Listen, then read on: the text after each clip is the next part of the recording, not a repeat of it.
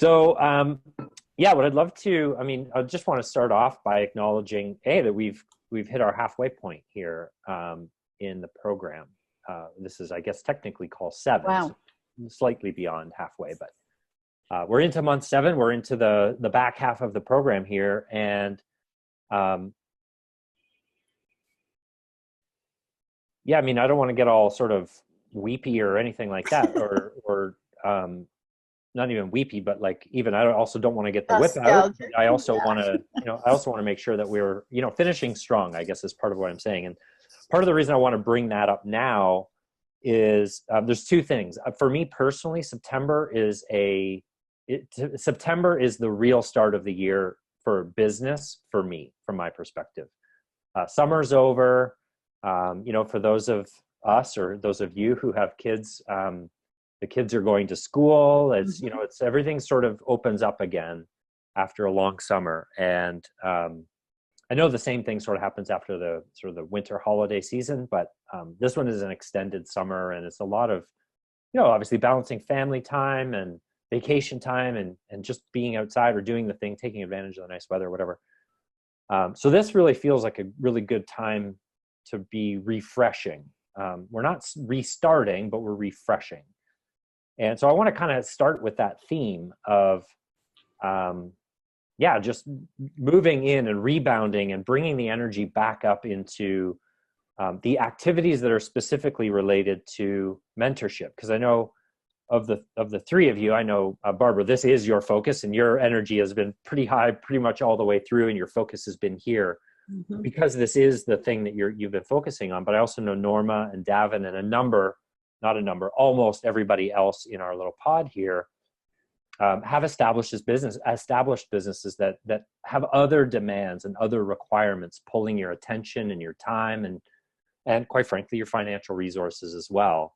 And that sometimes the excitement of the beginning of a program like this, a year-long thing, everybody, we're pumped up, and of course, Marisa is very good at raising that energy level and bringing that excitement and bringing it out of us.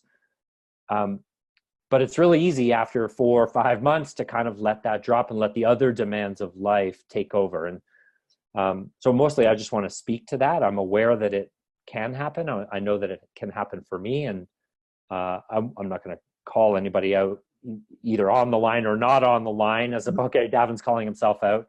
I don't want to finger point, but I just want to acknowledge that this is very common as well, that this kind of stuff happens in longer programs. It happens in shorter programs as well, quite frankly, but in longer programs, it's real easy to start off on a high and then kind of have a lull in the middle. And so I would like to use this time of September to kind of re-energize everybody and re-energize ourselves. And I know, Barbara, you have a lot of stuff going on in September with a number of webinars that you were just talking about and you were working on, and the next launch of the program. Norma, I know you're planning, I forget the exact dates, I don't have them in my head. I believe it's an October start with promotion through September. Davin, I know that we've been talking about some stuff. I don't have those specific dates in my head at the moment. Maybe you can fill me in. I saw you unmute yourself there. Yeah, my hope is to get an offering of my online course going this month. So that's my plan. I'm when you mentioned the demands of our day jobs kicking in, that's been my challenge. Yeah. But I'm hopeful and looking forward to getting re-energized and less distracted. Yeah. Great. And again, this is partly why this happens. I've done this program. This is my 2nd year in mentorship.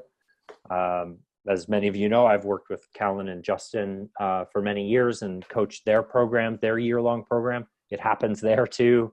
This is not, an individual's problem. It's just the nature of this kind of program. So so anyway, what I'd like to do is just up the energy, first of all. I'd also like to just share a couple of changes that are going on within the context of this group in particular. Some of them you may or may not be aware of. So I'm just going to tell you all. There's three. Number one, Jen is on hiatus. She had a death in her family that she needs to now go and just manage and handle her life right now. So she's put her mentorship on hold for the moment so she can go and be with her life. Very important time for her. Monet has moved to a different group. She's going to actually be coaching with Coach Samara. And even though Samara is a Blue Sky coach, anyway, I won't give you all the background on that, but she's moved over to coaching with Samara. And Cynthia has moved into our group, so from Dawn's group. So that was, I just had my first call with her as well the other day. So that was a lot of fun. That was mostly a time issue. They were just having a real tough time. Cynthia's in Southeast Asia. So it's a real tough, schedule for her. And Don being on the is he East Coast? Like, is he on Eastern time zone?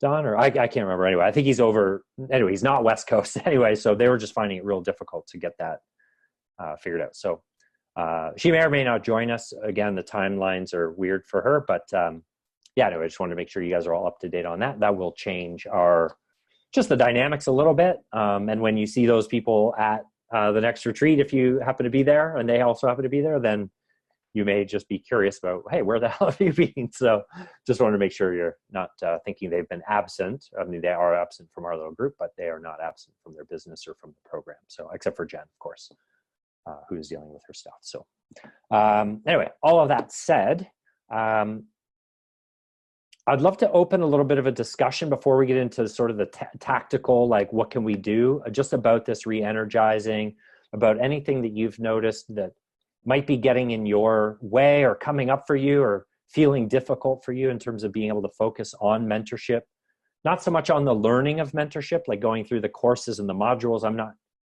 I may or may not have said this to you each individually. I really don't care if you're a good student. I'd rather you be a good business owner. And the content is there to support you in being a good business owner, to do the things that we collectively decide. Ultimately, you're the CEO. You decide is the right direction for you to be going. The education, the information is there to support you in that. At no time would I ever encourage you to go learn something that you're not going to use or that, you think you might need at some point in the future. Unless you have an abundance of time. And, Barbara, you've been able to go through more content, I think, than anybody in the program so far, just because you do have a bit more of an abundance of time that you can dedicate to this. But anyway, I'd like to just open up a little, just a little open dialogue here between the four of us about what might be stopping you, what strategies you've employed yourself to try and get over it. And let's just mastermind and brainstorm together to try and solve some of these more contextual problems, and then we can get more into content problems that are very specific to whatever actions that you're working on or about to move into next for your promotions or your launches or your programs or whatever. So anyone who would love to share, I'd love to, just sort of I'll contribute this, that the thing that really helps me to figure out what thing to work on today, tomorrow, and the next day is your input. So otherwise it's way overwhelming because there are so many things we could do, and you have been laser precise at helping me get clear on what the most important thing for me to be doing now versus later is. You've pulled me off of focus on things that really come later in my journey, and I really appreciate that. Like, you pulled me off of, somebody was diverting me to think about podcasts, and you said, no, don't do that. And blogging, if you get a chance, okay, but that's not so that's been very, very helpful. And otherwise I would feel like I was just kind of drowning in a sea of what's the thing for today. Right. Yeah. Okay, good. I'm glad that's been helpful. Sometimes I felt like I maybe not have been as laser as I would like to be, but I'm glad that's the experience of that is, I'm glad the experience of that is good for you and helping you sort of stay focused on the things that are going to be moving you. I mean, one of the things I like to do, and I get trapped in the same things. It's very easy for me to start going around in circles in my own stuff and avoiding the things that are hard or mission critical. one of the things I've noticed for myself is that I tend to avoid the mission critical needle moving activities because I don't want them to fail, and they can't fail if I don't do them. So. Well, I feel as though next month when we sit on this call, this is a pivotal month for me. Next month when we sit on this call, I'm either going to be defeated with my face in my hands and saying, oh my God, I have failed at this, or I will be jubilant. So let's everybody put out good thoughts to the universe that I can be jubilant when I sit here next month. Because if this flops, I'm going to be so devastated because the amount of work is enormous. Yeah, it really is. It's not a small undertaking, particularly doing webinars. They're, as both you and Norma are noticing, and Davin, I don't know if you've done a webinar in the past or working. I think we unlocked webinars for you. We were going to get that set up, right? So they are a lot of work. I'm in the process of scripting a 5-day challenge for my business, and it's like, I mean, the scripts are 5 pages long each. Right. They're not that long. They're 5-minute videos, but man, it takes time. And now they're with my business partner, and she's got to review them and send them back. And then it's a back and forth. Well, it's not just a matter of writing the words. It's a matter of understanding the thought process that has to occur before you can write the words. Because lots of times, I mean, I don't do good with writing the words, and I have people help me with that. But a lot of times it's because, or at least it seems to me, it's because I haven't stepped back and tried to organize my thinking. And sometimes I can't do that independently. Sometimes I need to bounce it off of you or hear myself think and say later on, boy, that was a stupid way to go about it. Shift the dynamic a little bit. So, and it doesn't seem, Paul, like, even if I say to myself, I'm going to do all the thinking first and then I'm going to do the writing, that doesn't work. You got to do the thinking to the extent that you can do it and then try to do the writing. And then you have to revisit the thinking because new thoughts come to you, if that makes any sense. So it's not a once and done kind of thing. Yeah. Yep. And just so you know, that is true for me as it is for anyone else. Like, I definitely have an ability to see inconsistencies and see things, but I have to write them and then go back and read them myself to even see them. So it is an iterative like Marisa says, iterate your way to awesome. It is an iterative process. Yeah. So I'm hoping for an energy stop end of October, at least for a week, a little bit of a breather. Yeah. Norma's saying someone's frozen. Was that me? You're muted, Norma. Sorry, Barbara, I lost that last minute. But you asked for good thoughts, and then yes, and I said what I have come to really recognize is that for me, I can't say I'm going to start this thing at the beginning and work through to the end and be done with it, because by the time I get to the middle, I realize some things I should have covered at the beginning, and I have to keep going back and massaging it over and over and over again. And I wish I could get all my thoughts in order before I start, but I don't think that's ever possible for me. Yeah. I don't think it's possible for anybody. And when you said that you'll be devastated with your hands, and I will be. And I thought, no. The thing is that we learn, right? And you iterate to awesome. So you have to go through the learning curve. Yeah, and you're in the game, Barbara, too.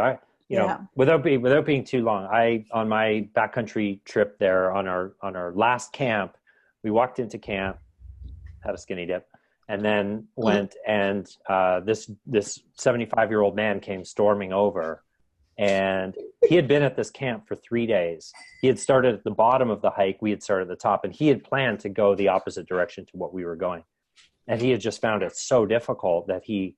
And he was saying, I feel so stupid. I was such a dummy for even doing this, and beating himself up for it. I was like, Mike, you're out here. You're playing the game. You camped outside for 3 nights. You're 75 years old. I don't know 75-year-old men who do that. He ran into this roadblock, it was a mud block actually, but and a tree block, but but he was out there and he was giving it his best, and and quite honestly doing it safely, which I appreciated and also acknowledged for him. So, Well, I appreciate all the pep talks, but still, if it's yeah, no, I get it. come next month, I'm going to have my head in my hands and I'm going to sulk for a bit. Yeah, no, you're not, because it's gonna work. Yeah. Yeah. A pity party can only last a few minutes. Well, it can last a few days. It's okay. Oh. Yeah. I've had this conversation with a number of people. Feeling sorry for yourself is not a bad thing. Right. Yeah. You're feeling disappointed and let down by a result that didn't go the way you'd planned is not a bad thing. That's actually a completely normal, natural human response. Mm-hmm. As long as you don't wallow in it and let that guide your next decision. That's the difference, right? If you just stay in it, then we have a problem. But being disappointed is fine. Yeah, Davin. So for me, I think I'm letting perfect be the enemy of done. Of good enough and done. But the other part is distinguishing between what you know and what you're good at, and talking about what you know and what you're good at. So what I mean there is, I think all four of us know our stuff. We know what we're doing. We know our stuff, but what's new is how you talk about it and how you share it. That's the new part. And so my learning, just earlier last month, I did a friend of mine asked me to join him for a webinar that he was doing for a Amsterdam-based technology firm on communication planning, which is my topic and what I like to teach. And I effectively built the PowerPoint for the presentation, and I delivered probably the more eloquent parts of the webinar. But what I think, I think I made it bigger in my own head, meaning I think just doing it was sort of liberating just to do it and realize that I actually know what I'm talking about. It's just about the marketing of it. So Norma and Barbara, you know what you're talking about. You know your stuff. It's what's new is just the sharing of it so that people buy it. That's I always sort of conflate the two to be the same, and it's not the same. And so when I'll have to share the webinar link if anyone is really excited about it, which I doubt, but I'll listen. But I think, beyond some weird phatic communication words and ums that probably slipped in that, that are unnecessary, I think my delivery was actually pretty good and I did okay. But I think I overthought it. I was just too busy overthinking it and not just being myself and just getting out there and talking about it. So it also pointed me, Paul, and reason why that webinars are going to be a good tool for me, because I'm better when I'm speaking to, live than I am writing sometimes, because I get, I'm a former corporate communicator and it's really hard for me to get out of that corporate voice. Yeah. But when I'm talking to you guys, or when I was talking on this webinar, it was much more fluid. It was easier. And so just doing it is a major step, and you guys know your stuff. So it's just talking about the stuff that is. Yeah. Well, and doing it repeatedly. You're absolutely right. And the other thing I think that often gets conflated, and thank you for that, Davin, and I'm glad you did it, and I'm glad you had that experience, because now you have it in your memory banks of, oh, I can do it, I'm good at it, and I liked it, which now we can, that'll get you into the game better, faster than anything else, right? And again, not to make this help out me. I had a similar sort of experience on this trail, on this backcountry trip. Day one, well, day two technically, I was like, I think I made a really big mistake, and I'm gonna double our hiking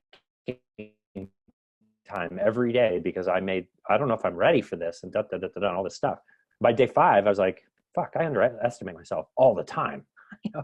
Like I got stronger and stronger and stronger, and I was solving problems, and yeah, things were coming up, but and by the end of it, I was like, I was just like, yeah, I got this. I was like, I'll carry anything. You want to fight, bear? I got you. But it's the doing of it that gives you the certainty that you can do it, right? I say all the time, you'll never be certain you can do it until it's done. Before that, it's all faith. You can call it certainty, but it's not. It's faith. Until it's done, then you're certain, right? And so now you have certainty. You've done it. And I think, yeah. And so the other thing that I was going to say that often gets conflated is doing your work, the thing you're great at, doing that work, and talking about that work. Those are often can get conflated, but the other thing that can often get into that mix is, or get forgotten about that, is talking to a person about them. Because ultimately that's what marketing and selling is, right? It's talking to a person about them and what they need and what's going on for them and what they desire, and helping them see and commit to the thing that will actually make a difference.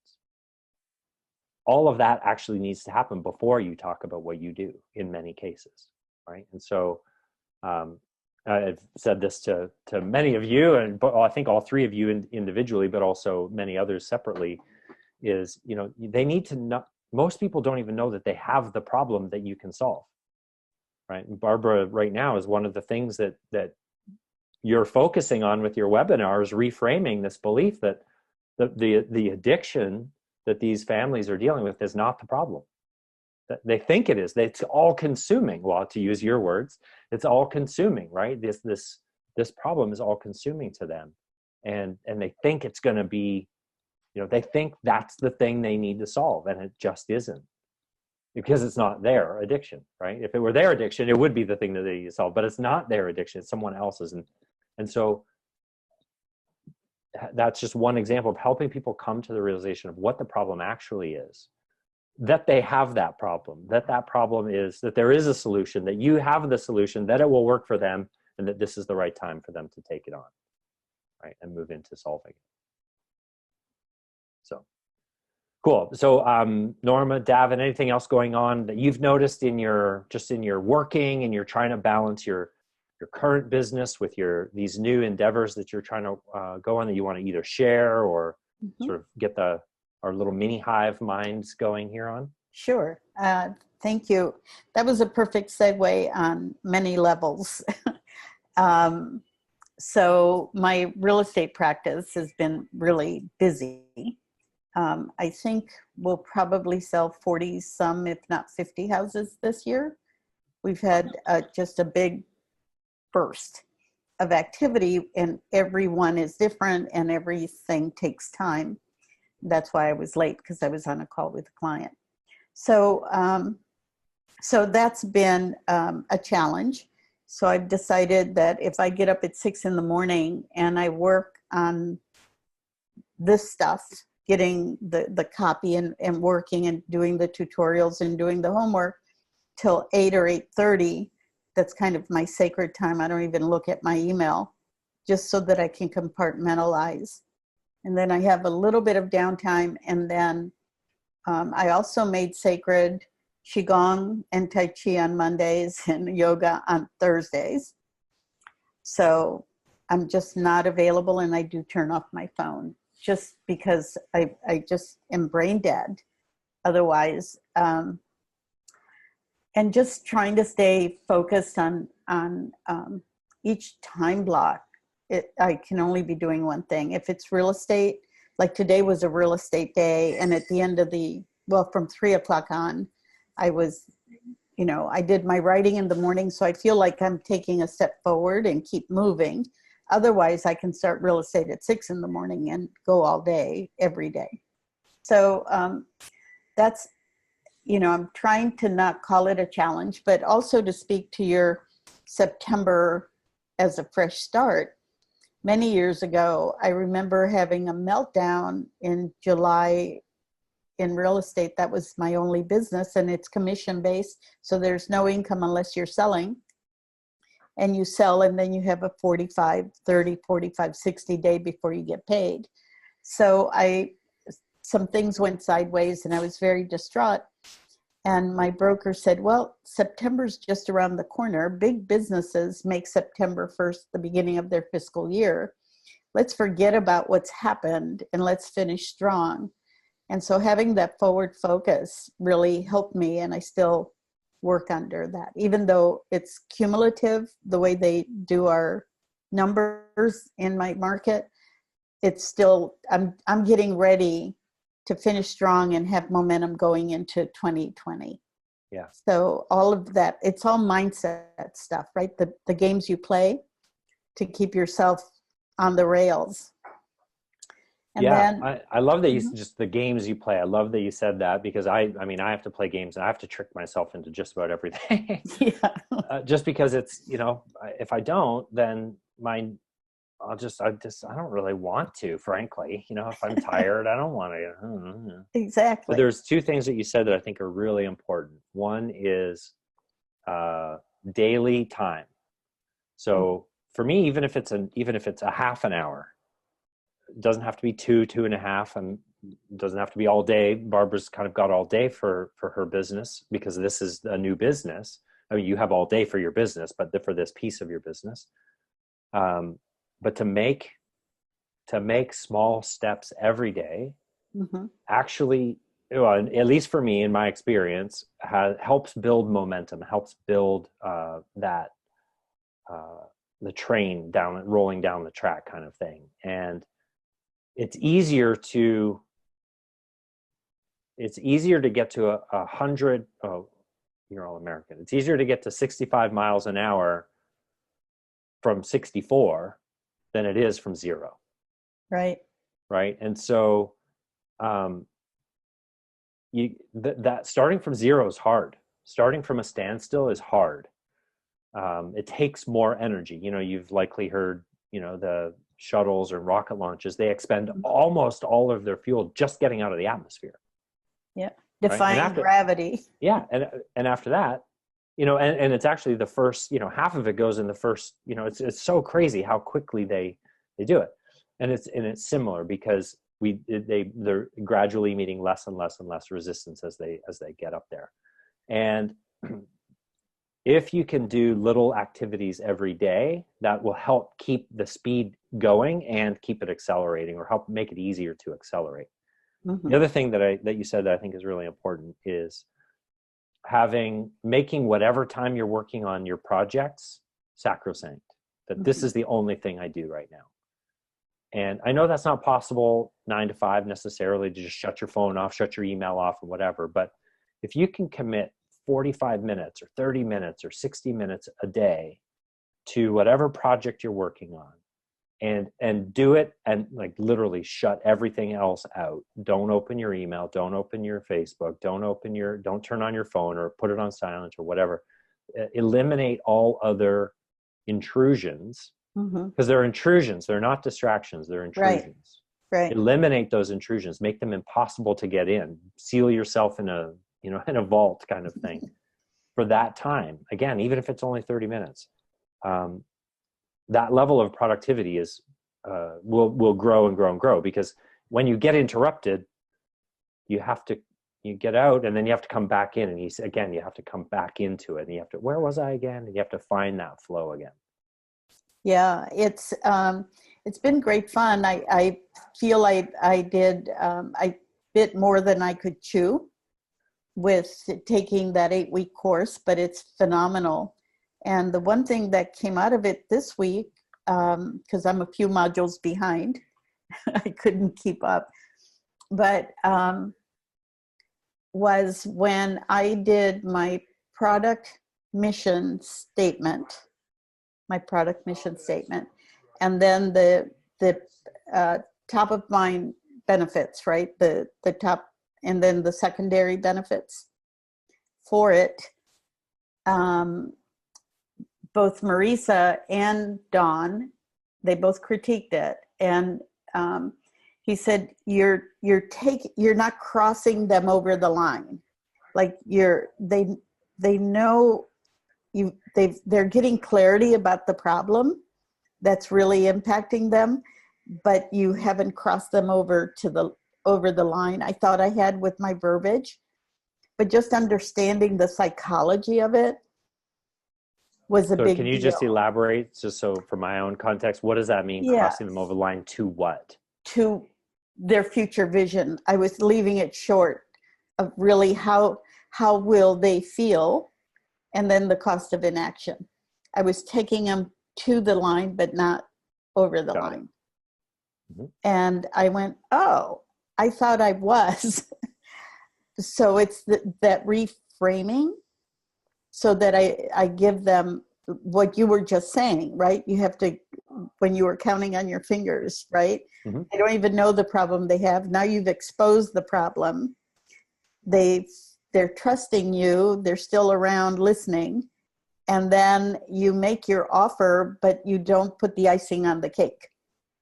Like, to really get them like wanting this transformation for themselves. Mm-hmm. That was it. The course has been worth it because I'm implementing, and I don't know if you guys are going to do. Wasn't it the offer in a weekend that you got 4 copywriting sessions? I can't remember. No, that was Marisa's launch accelerator. No, she did, was it the launch accelerator? Oh, okay. Yeah, the one that she offered at the marketing in a weekend. Yes. The last one, I forget even how. Was for the launch accelerator. Yeah, and that included 4 sessions with a copywriter. Right. And apparently. And that copywriter is available for hire separately. Yes. And I thought, oh my God, I've done 2 sessions. And to speak to you, Barbara, just having somebody to brainstorm with that has higher level knowledge and skills that can take what you're saying and put it into the right words, and it's still your voice, has been so much fun that I thought, well, if I need them, can I still have them? You know, I know it'll pay, I have to pay, but it's just so worth it. So anyway. I was just well, I'm glad that's working out for you. Is having a copywriter, having somebody who can take your ideas and turn them into marketing speak, as it were, is incredible. And Barbara's found an incredible resource that she's been able to rely on quite heavily, actually, to help with ad copies and bullet writing, and I mean all sorts of different things. She's been able to have them do. So having somebody like that you can trust and rely on, amazing. Yeah, absolutely. It is. So anyway, I see September as a new beginning. And I remember your advice. You said, don't, go ahead and launch, but why would you launch when you have this thing coming up? So, the launch accelerator, it didn't, and I went, yeah, duh. So at first I was like, I don't know. I just felt incongruent that I had said that I would do this, and now I'm backing up. And then I thought, oh, get over yourself. Just what's a smart business decision? Yeah. And it's like saying, I'm going to take the highway from here to there, and then, but there's a huge accident, but I'm going to drive through anyway. Yeah. I'm going to just no, the circumstances change, and we change our plan. We detour. We don't change the destination. We detour. Right. And it was a positive detour. And I know Rob, who was doing the ads and stuff, like everybody just had a sigh of relief because I was stressing them out by needing this. And totally. It was just, so thank you for that advice. And, yeah, my pleasure. The one thing I would like to see from you, Norma, 2 things. One specific thing that I would like for you to send me. Mm-hmm. But then also just a general invitation. I'll just make this to you, Devin, as well, because I was going to do it to you anyway. Barbara, I don't need to do it because you're already doing it. First is the specific request. I would like to see a timeline of all of the things that need to get done and when they're going to be done. Mm-hmm. So if you have that done, great, just forward it to me. And if you don't have it done, I'd like you to put a little time and attention towards, like, what are all the things that need to get done to get this webinar launched? Mm-hmm. Right? So you're going to need a script written, first draft, revised, rewritten, or edited. Mm-hmm. You're going to need a landing page for register. You're going to need a series of emails, both before and after. You're going to need, there's a bunch of things that you're going to need, right? And Don has Mm-hmm. that list for you in his program, I'm Right. sure. Mm-hmm. So take that list and put due dates to them, and try and make them, as best you can, make them, logical due dates, meaning you don't need to make a landing page to have people register for your webinar until you know what's in the webinar, because there's no point in writing bullet copy until you know what's in the webinar. I mean, you're already working on that with your copywriter, et cetera. Yeah. But the reason being is then I can help support you in driving to deadlines. Okay. Right? So I that's appreciate that. Yeah. That's the specific request. And I've made this invitation to both of you already, but I'm gonna make it again. Please email me more. Like, Yeah. I can't help you if you don't tell me what you need help with, right? And so Barbara is the best at this. I will tell you, she's the best at using the reassurances that are available. And she's laughing, but because that was me. That was me. Well, no, she was laughing as well. I didn't hear her. I saw her. I was laughing because there's no shortage of email. Right. And here's the thing. Sometimes I have to say, oh, Barbara, that's not specific enough. Please be more specific here. I can't just read the whole thing. I don't, sometimes I have to put a boundary up, Mm-hmm. but I would rather set a boundary and say, that's actually now too much than to not have anything and not be able to support. May I make a suggestion? Yeah. Particularly for Norma, as you start to think about the webinar. When I tried to figure out all the pieces I had to do, because I had a list and I had the advertising and all of that to pull together, I couldn't do it until I mind mapped it. So I don't know if you use a mind map or something, Mm-hmm. but the sketch and arrows really got it clear for me. So just an idea. Yeah, thank you. And I've used the mind map for the data points for the script process, just to keep me on track. And so I've just started doing the content part 1. So I have the intro, I have the pivot to the offer. So I have different pieces drafted, but now they have to start to put together and have my transitions. And so, it's not that I forget to email you. I just sometimes don't know. I don't have enough clarity about what I need. So I don't want to just go, hey, Paul, I need you, because you're going to say, what do you need? And I'm going, well, I don't, Well, anytime you write a piece of copy, send it to me. Okay. Anytime you outline something you're thinking about doing, send it to me. Okay. Anytime you're like, oh, I can't, should I be doing this or should I be doing that? Email me. Okay. Those are the kinds of things, you heard Barbara say earlier at the top of this discussion. That's been helpful for her to be like, well, yeah, if you don't have anything else to do, sure, go find a podcast to be on, but that's not a leveraged thing to be doing right now. Mm-hmm. That's a long-term authority play. Valuable, sure. Blogging, valuable, sure. Not going to make you money tomorrow. Mm-hmm. I have not done a single thing that I haven't run by Paul. I appreciate that. And I do have a rough high-level sketch or timelines for when the dates and when the kickoff is and when the program will kick off.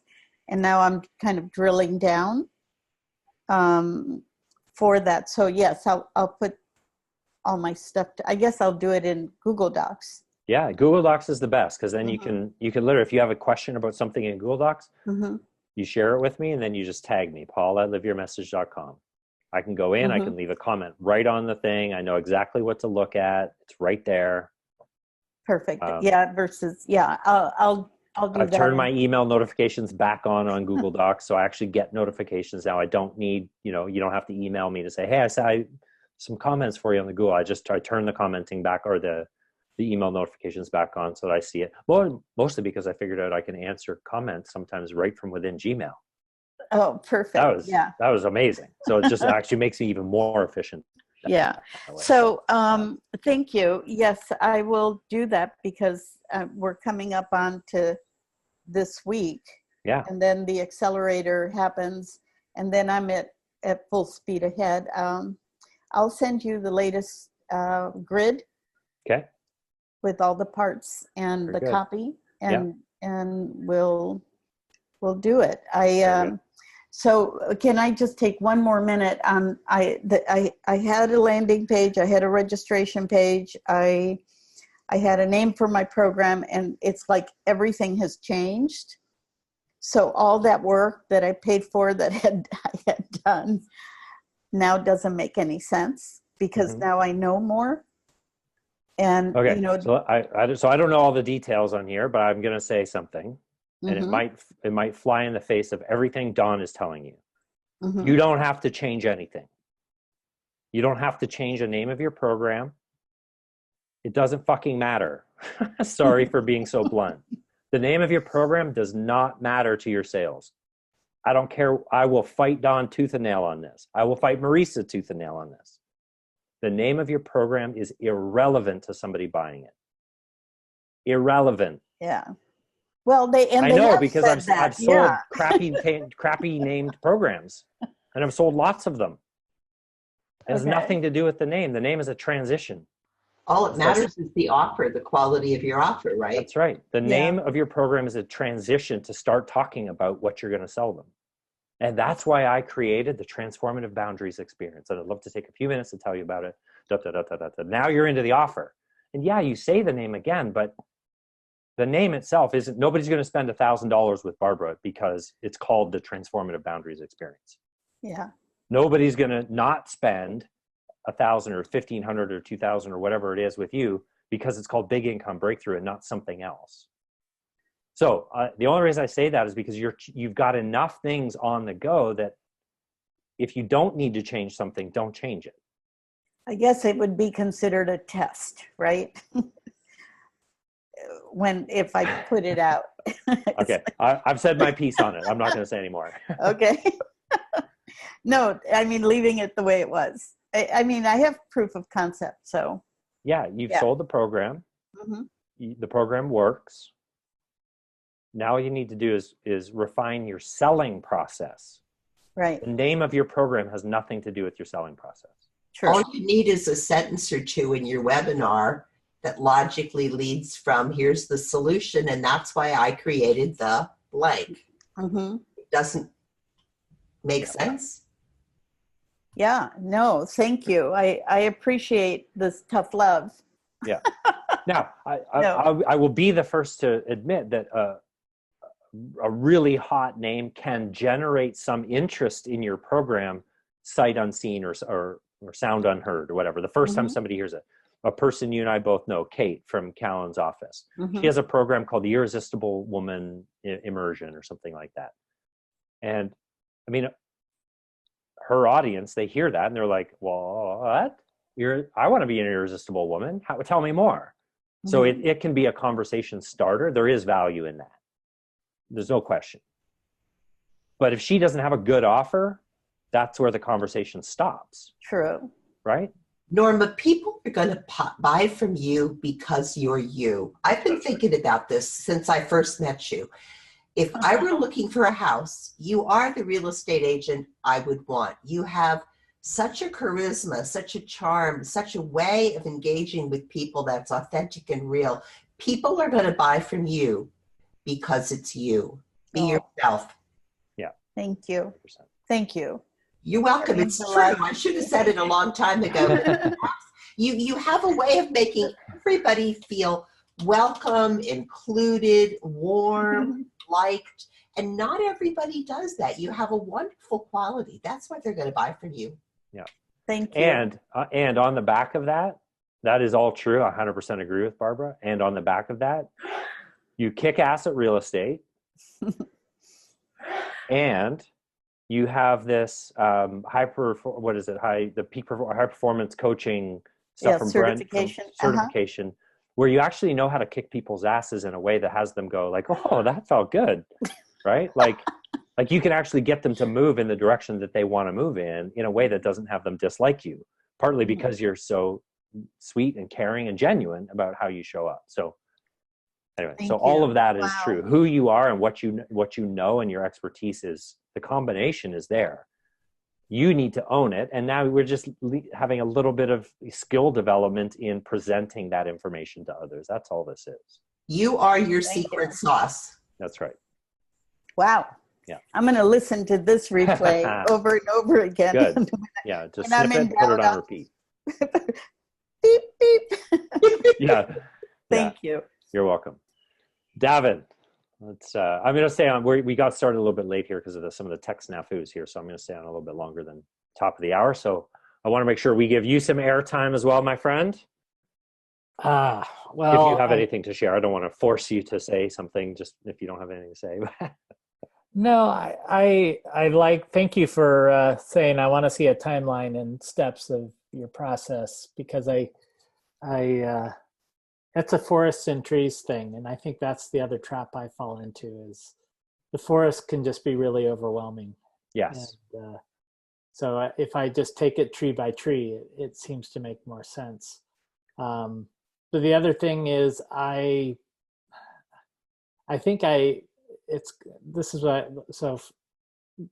I'm wired is I feel like I should know all the steps. It's kind of like with technology and my 19-year-old daughter. I have to be the one to solve everything for her, even though she's actually eminently smarter than I am on it. But I'm the son of a computer hardware engineer. I grew up with, my brother and my father always could talk hours and hours about computer stuff. And I'm sitting here still to this day, trying to prove that I have to have all the answers. And so I think it's like, well, of course I should know every single step to do a webinar and to do a launch. Right. And then I'm hitting myself because you've done so many of them. Right. I've done so many. I'm this 51-year-old guy who should, he should be able to figure this out. So I'll put my list or my steps and timeline down, and then you can tell me what's missing or what's off base. Yeah. Please do. I mean, that is why I'm here. So, yeah. But I will also share with you that just on this subject, this is a thing that I've had to personally deal with as well, because if I have to figure out which single tree to cut down or climb, let's use the climb analogy because I don't like the idea of cutting all the forest full of trees down.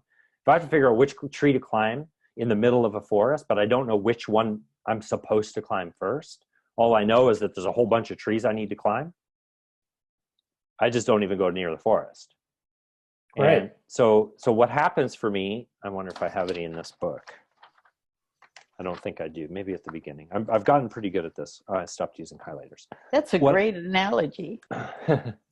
What I used to do is I would put on my to-do list, I'd be like, email Barbara, email Davin, email Norma, do the webinar, blah, blah, blah, whatever. And do the webinar would never get crossed off my list, because do the webinar is a project. It's not an action. That makes sense? Yeah, no, it makes perfect sense. Yeah. So what I had to do is as soon as I realized that, I was like, oh, well, if everything that keeps getting pushed off is actually a project, not an action, something I can actually do, I need to make outlining the project the action. Right? So that's a thing that is a thing that I can sit down in an hour and at least get a draft of oh, I need to do this, and I need to do this, and I need to do that, and that. Okay, great. Now I've got a whole bunch of things here. What order do they need to go in? Then I put the first one on my to-do list, and I leave the rest on a separate sheet of paper. The other thing that I've been taught recently about that helps is that when you make that outline, you're going to come to points where you don't know how to do a thing, or you don't know what the next thing to do is. And getting to a reasonable level of certainty on how to do something is an actual action item on the list. That's right. So you make that be an action item. Gee, I don't know the steps of the webinar. My action item for this hour is to research what are the steps in a webinar. That's right. Not to, Excellent. but to Yeah. do research to get yourself to a reasonable degree of certainty that you know how to do the next step. Yeah, absolutely. And this is with anyone. I'll use your technology as a jumping off point here. You know, a lot of people is like, well, I need a registration page for my webinar. Well, there's a lot more than just putting the page up. You need to link that to your autoresponder system, right? Well, geez, I don't know how to do that. Well, great. Now that's an action item. How to link, in my case, Optimize Press to Entreport. How do I do that? What's the best way to do that? Right? And there are 4 different ways that I could do it. 2 of them are good. 1 of them is bulletproof. Okay. Well, do I want to go with bulletproof, or do I want to go with the one that looks best? Sorry, I didn't mean to give you the finger. I was going to say, was that intentional? my new girlfriend's German, so I'm learning to start with 1, 2, 3. But Yeah, right. Europeans start with 1 on the thumb. Right. But anyway, so is that helpful, Davin, in terms of like not chopping down the forest, but actually being able to identify different trees in it and figuring out what order you want to climb them in? I think that's exactly what happens to me. The projects get crossed off and never gotten to because I don't know how to break them apart. Right. And so if I focus on the actual the task of breaking it apart instead of the project itself, but yeah, it makes sense. Well, and do your best, and we can always dedicate one of our calls to this as well, right? It's like, okay, well, let's just spend 30 minutes on this, or next week we have next month we have, or 2 weeks from now, or whenever it is we're talking, we have 60 minutes together. We can spend some of that time specifically doing that. This is meant to be a planning call, right? So this is a really good time to be actually taking any structure that you might have and then fleshing it out, making sure we've got the things in the right order. And it's imminently helpful for you to send me a version of it first. Right. So that I have some context and be like, oh, no, we need to change this to this. So I have some notes so that I don't spend quality time together reading and ignoring you, right? Yeah. That's just really great. That's really great. I think the biggest challenge for me right now is I'm my day job, which I'm trying to translate to what I'm building through this work together. My day job is pulling me back. So I'm finding I'm not very, even though I get paid well, it's not floating my boat. And so I'm like getting an attitude about it, but then, the revenue side of me is like, I need the revenue, and this is paying the bills. So my most brilliant and wonderful wife, Sarah, said, just practice gratitude for the day job and don't, so I should do that because it is paying the bills. But, she sees me getting an attitude about my clients. Well, my client's paying me a lot of money. Why am I developing an attitude about these clients? They don't know what they don't know, and they're paying me well. So they're paying you because they don't know. Right? Yeah. Right. Or don't want to know, or don't want to just do it. Right. So So I just need to be grateful and move along. Right. So the one thing, have you done, I don't think you have, you haven't done our Start With You program. seen the Start With You modules in inside the membership area. I don't think we unlocked it for you because you're next level, so you're beyond that sort of. It's really starting to get clear on kind of what business you want to do, who you're going to help, that kind of thing. But there's one aspect of it that I'm going to encourage you to think about for a day or two, and then actually kind of write out. And this I do want you to send me. And if you're really open, I'd love you to post it into the Next Level Facebook group. And that is your 3 whys. And if I need to unlock content for you, just let me know and I can get those to you. But basically, your 3 whys are your selfish why, your altruistic why, and your intrinsic why. And I'll just give you a brief explanation of what each of those are. So your selfish why is what your business does, what your business gives you. So it's the time, it's the money, the freedom. It's the stuff that you're kind of getting from your current work, right? It's the payoff. I think, the one Marisa, my business allows me to do what I want, when I want, with whom I want, for as long as I want. That's the kind of thing is a selfish why. That's what your business gives you. The altruistic why is what your business gives your clients. My business exists to help professional communicators something, right? Whatever you believe is valuable for them and what makes them, what allows them to be happier and be more effective and to make more money.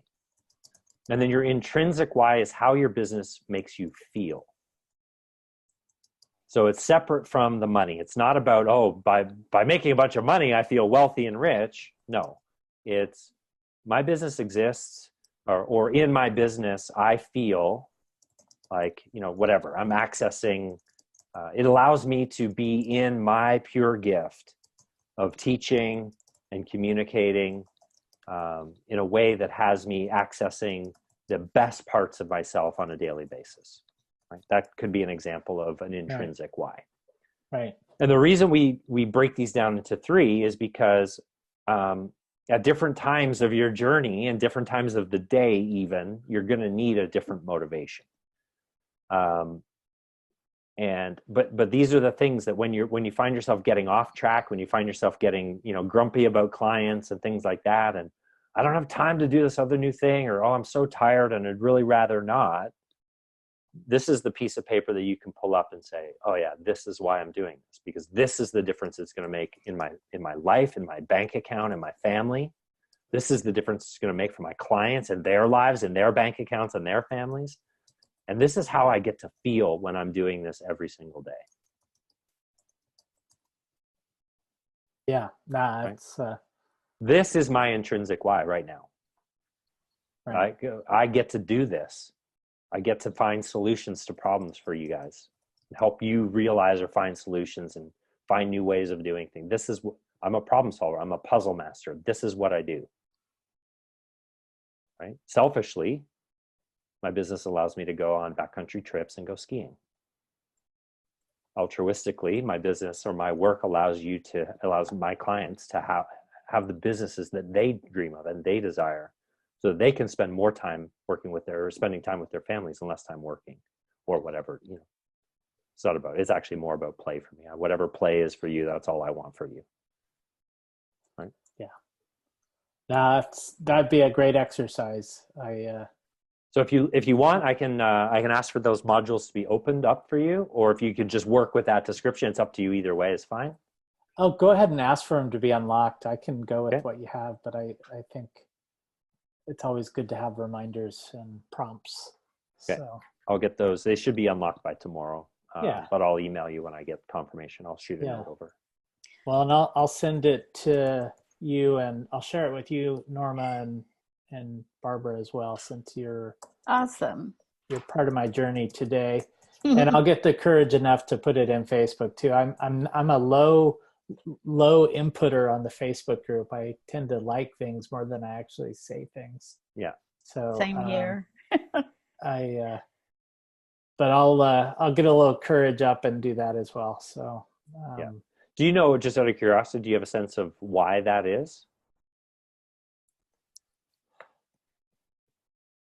Why I'm like that on Facebook? Particularly in the Next Level group. I'm not really concerned about your activity on Facebook outside of that. I think I I don't, it could be like, whether it's fear of failure or fear of looking like I don't have the answers, like I was articulating with my daughter in technology. Mm-hmm. It's a real interesting one. I think I also sort of find myself tucked between being introverted and extroverted. My wife thinks I'm more extroverted, but at times I'm not. And the other part is I tend to want to be all in. And so if I'm all in somewhere, then I'm probably, it can be a slippery slope for me, right? So I don't know. Yeah. We're very similar in that way as well. I'm either on or I'm off. I have difficulty modulating. I have difficulty being at like 75%. I think for me, the broader effort is there's lots of moving pieces all at the same time, mm-hmm. and really getting good at separating out the one or two things to work on at the moment that build to the next, to the next, to the next. But what I do in my business is just part of other things that are equally complex. So I, or feel complex sometimes. So yeah. That I do have to say one thing that is different for me, and this, I don't know where this fits in terms of the Facebook group, but my clients are business professionals versus consumers. Mm-hmm. And Norma, I know your clients are more real estate professionals. Mm-hmm. And I know there's a number of, not everybody is necessarily aimed after the business professional in the direct sense. And maybe that's just me being kind of just bullheaded and silly about it. But it's like, like what Francois does with Outlook is you really need to be using Outlook. And that's actually more of you're using it in a corporate setting versus a mass setting versus a solopreneur, entrepreneurial company of one setting. Anyways, well, I'll leave you with a fine. Oh, sorry, you're going to say something, Barbara? I was just going to say I didn't follow that last train of thought, if it mattered. It's like, it's like I had a couple of times trying to work through with Marisa, just trying to make sure she understood the corporate world, my corporate expertise and what I do in corporations, versus what I do for an individual. And so if you're not it took a couple of rounds and then she finally kind of got it. But that was her. It's like, I don't know, Paul, if I'm describing it as well. It's kind of like when you and I were talking about that food delivery company that you were sharing with me, how they sort of they were like failing and you were frustrated about it. And then the aha was, well, what I would do is help the communicator actually help communicate to their customers to avoid that frustration to begin with. So that, the scenario was I'd received this amazing communication from this company talking about acknowledging all of these failings that they'd gone through as they were growing. It's a local organic food delivery company. And I was getting frustrated. They were getting orders wrong. I was having they were saying the wrong things. Their things were broken, all of this stuff. And they sent out and I was about to quit. And the timing of it was good because this communication came out from the CEO, talking about what was happening, why it was happening, that they were undertaking this growth mission so that they could do, and really restating why they were doing this in the first place, and which had the effect of really re-enrolling me in their vision. And Davin's comment was, what I would do is, or would have done is, Yeah. So my part in that, I would be helping the communicator resolve and mitigate those issues for business before Paul got to his frustration point, right? It's so I can help build those communications and those messages in the plan in terms of reaching out to the customer, so that they don't hit those we can keep people informed. We can kind of pull people away from the ledge. So doing that in a company is very different sometimes, and so it's a different ecosystem sometimes. Barbara, I don't know if that makes sense. So I understand what you're saying, but I think where I'm not connecting the dots is how that is impacting your ability or inability to move forward. I'm not recognizing where the significant and what I probably didn't say is there's so many wonderful life coaches and healers and some that are not necessarily focused on the corporate setting. And you are. And I am, right? So it's the versus the individual. And I mean, it's no disrespect to any of them, right? It's more it's a differentiating thing that gives you value. Yeah.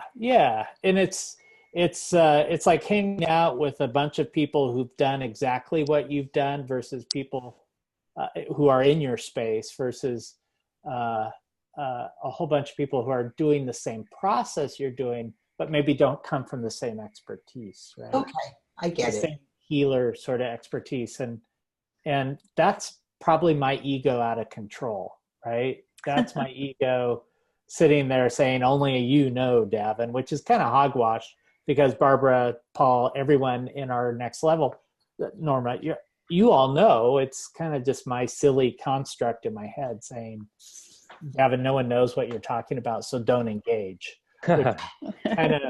It's kind of like stupid, right? It's how stupid of me to even do that. What's that story? It's the story in our heads.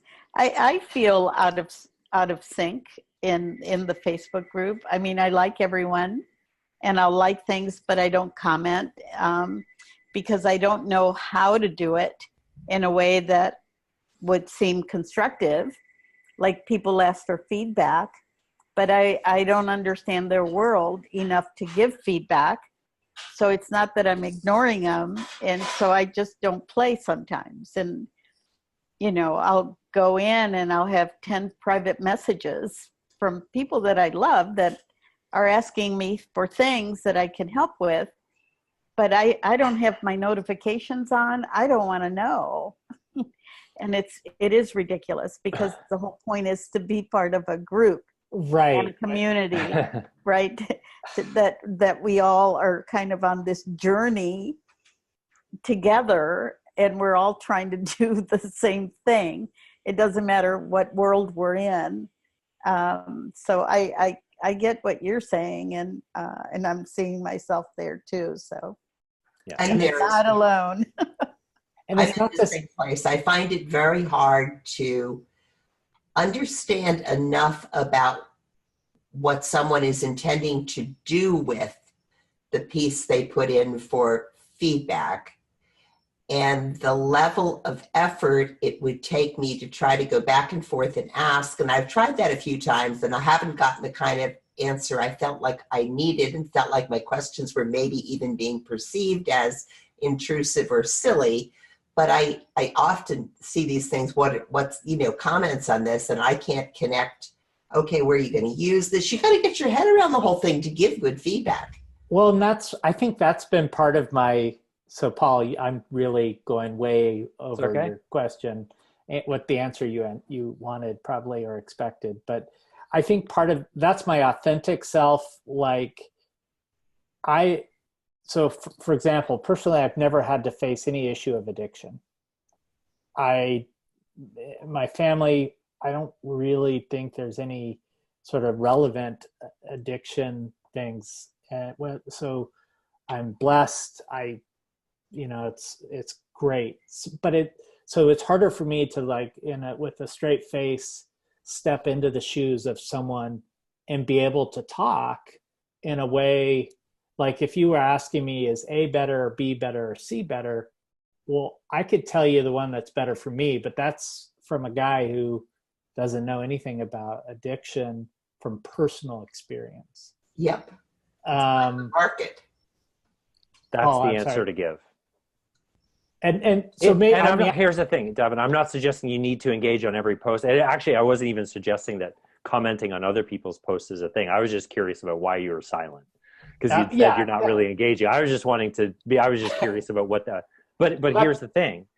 You can come at that and say, well, listen, to the best of my knowledge, thankfully, I don't actually have to deal with this problem, but here's the one that popped for me for this reason. Right. And again, you don't, and I'm not suggesting you should respond to anybody's questions. I am saying the community is an opportunity to be asking for feedback on things yourself, and the community, the opportunity to keep engaged in this side of your business. The community is part of that engagement. Right. If you're engaging in the community, there's more likely that you're, I should put my opt-in page in there. I should put, hey, here's this infographic that I created, right? Like it's social reinforcement, right? But it's also like, hey, I don't really know much about your world, Davin, but I noticed 4 typos, whatever. I mean, not that there was typos. Not suggesting that there was. I know you're an expert communicator. I married an educator, an English major. So yeah. I've been an editor for years, and I teach editing, but I've always known smart enough to marry an editor. So yeah. Very good. Anyway, my point of all of that I was just mostly curious about why you didn't feel you were engaging, just to see if there was anything under there. And I don't know if there is or isn't. I'll leave that for you to figure out if there's something that you're either hiding from, or that you think that by engaging and asking for help in some way that says you don't. I don't, I'm a complex, conflicted soul. So welcome to the human race, my friend. Right. The one thing I was going to say before, though, just talking about all of these moving parts of a project and this and that, and trying to balance that with your other work, and I'll sort of just end on this, and then we'll go for today. The analogy that came into my head was air traffic controller. So an air traffic controller has a lot of moving things, and there's a lot of detail and a lot of safety necessary. But you can't have 2 things landing on the same runway at the same time. You can't have one thing taking off on the same runway as the same time something is landing, right? If you do, you're in trouble. And part of the reason I say this is because it's just part about noticing what comes next, right?